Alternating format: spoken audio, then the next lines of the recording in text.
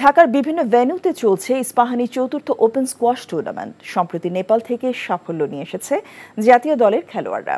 ৪৬ বছর আগে ফেডারেশনে যাত্রা শুরু হলেও নিজেদের কোর্ট না থাকায় অনুশীলনের জন্য সমস্যার মুখোমুখি হতে হয় খেলোয়াড়দের। তবু অলিম্পিক খেলার স্বপ্ন নিয়ে এগিয়ে চলছে কার্যক্রম। রিপোর্ট কুশল ইয়াসিরের।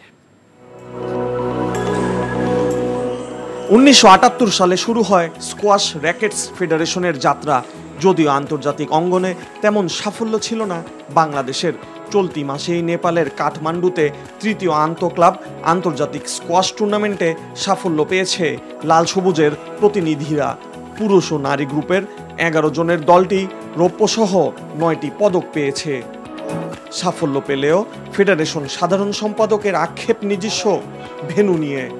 অনেক জায়গায় একসময় খেলা হতো, অনেক কোর্ট আছে, ঢাকা ইউনিভার্সিটিতে কোর্ট আছে, বুয়েটে কোর্ট আছে, মেডিকেল কলেজে কোর্ট আছে, এবং আপনি সারপ্রাইজ হবেন ফজলে রাব্বি হলে যে একটা কোর্ট, দুটা কোর্ট আছে, ওখানে ফ্যামিলি অ্যাকোমোডেশন করে রেখে দিয়েছে। এবং ডিস্ট্রিক্ট লেভেলে রাজশাহী, কুড়িগ্রাম, পাবনা বা বিভিন্ন জায়গায় কোর্টগুলো হয় স্টোর করেছে, নাহলে জিমনেশিয়াম করেছে। তো এই ডেড গেমটাকে আমরা চালু করতে চাচ্ছি। বর্তমানে ইস্পাহানি চতুর্থ ওপেন স্কোয়াশের 3টি টুর্নামেন্ট চলমান রয়েছে। এগুলো হচ্ছে 8 দেশের পেশাদার পুরুষদের নিয়ে PAF ট্যুর, নারীদের জন্য স্যাটেলাইট ট্যুর আর ন্যাশনালস।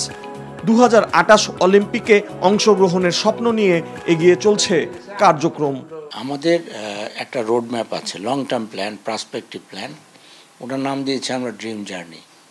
আমরা 25 সালে আমাদের প্রথম ফেজটা শেষ হবে, তারপরে 28 সাল পর্যন্ত আমরা যাব।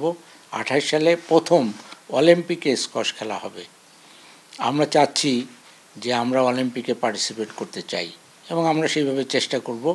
যদি সাহায্য সহযোগিতা পাই আপনাদের কাছ থেকে, স্পন্সরদের কাছ থেকে, তাহলে অবশ্যই আমরা এটা অ্যাচিভ করতে পারবো। মৃতপ্রায় খেলাটির প্রসারে কাজ করছে ফেডারেশনের বর্তমান পর্ষদ। আন্তর্জাতিক অঙ্গনে এগিয়ে যাবে স্কোয়াশ, এমন প্রত্যাশা সংশ্লিষ্টদের। Kushal Yasir, NTV news, Dhaka.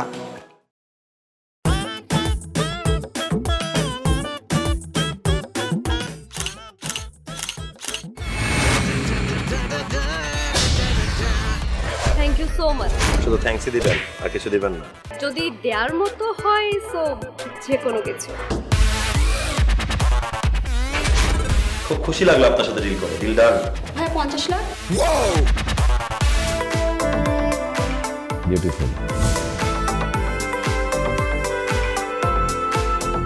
আমি চাচ্ছি এই থার্ড ডেতে তোমাদের এনগেজমেন্টটা করে ফেলো।